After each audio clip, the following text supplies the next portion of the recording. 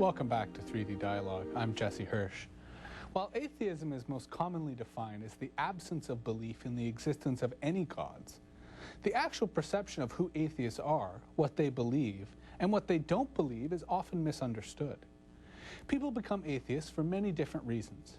However, the road to atheism tends to be very personal and individual, based upon the specific circumstances of a person's life, experiences, and attitudes. Here to tell us more about atheism is Professor Ronald de Sousa from the Department of Philosophy at the University of Toronto. Thank you very much for coming in today. Thank you for having me. Now, I guess why don't we start with a definition in terms of perhaps explaining exactly what an atheist is in terms of their own beliefs. Well, I think your definition was entirely adequate. It simply comes from the Greek privative, which just is a negation, and it's somebody who has or believes in no supernatural being. And different than, let's say, an agnostic who's not sure, an atheist is pretty certain that, no, they do not believe. I think as an atheist, I would say that, yes, I'm agnostic about all kinds of things. For example, I think we all should be agnostic about the way the universe began, what happened before the Big Bang, and so on and so forth, because there are a lot of things we don't know. But the evidence, I think, is entirely adequate as it is on any scientific topic, to say that the God that is worshipped by the Jews, the Christians, the Muslims in particular, is no more likely to exist than Zeus or Poseidon or Minerva, which around here nobody believes in for some strange reason.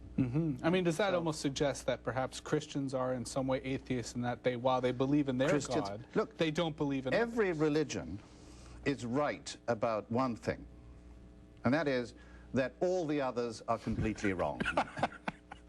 Right? So I just agree with all the religions on that point, and that's all.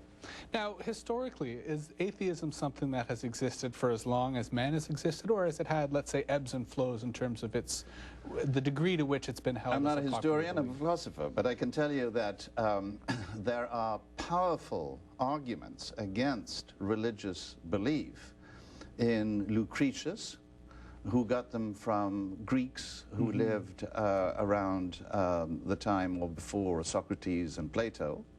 That, of course, Socrates himself was put to death on the grounds that he was an atheist, though he kind of had some vague spiritual beliefs, and he certainly was actually more of an agnostic about what might come after death, at least according to Plato's account, though who knows, right?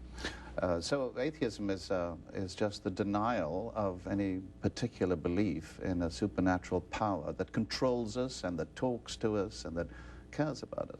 Well, and also I can't help but tie in the notion of an afterlife, that there have been historically criticisms of atheists that because they don't believe in an afterlife, perhaps then their morality here on earth is more vacuous or more flexible than others. That's right. That presumes something which, of course, Christians would deny, that they only act well because of the threat of punishment or because of the promise of rewards, which is what children are said to do, and which confirms the thought that perhaps all religious belief is somehow essentially immature, childish.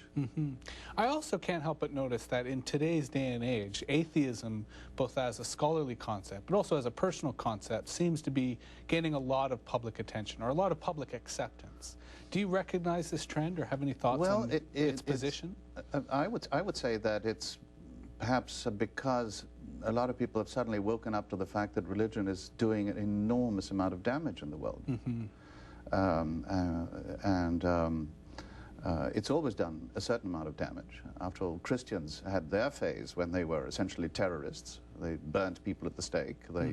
They went and conquered places in the Middle East where they slaughtered people wholesale because they didn't believe what they believed. They tend to be tamer now, Christians. But I think that when you see what religion is doing now, a lot of us think, well, maybe you better do something about making sure that people are aware that you don't have to be religious. You don't have to be religious to be good. And in fact, I think that you can't get morality out of God. That's an important point, because even Christians don't.